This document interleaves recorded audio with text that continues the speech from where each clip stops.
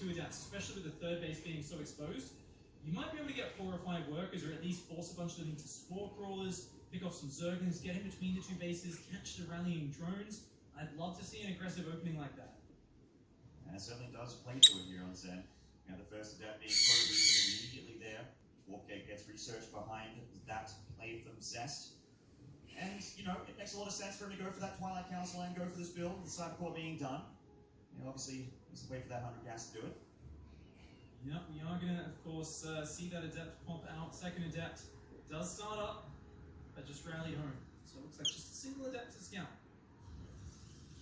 Twilight Council gets plopped in the main base there behind the Neural Lines. First Adept heading through the middle of the map, enjoying the sights of Zen before it becomes a battlefield of death and destruction. Is that a probe in the top left of the map?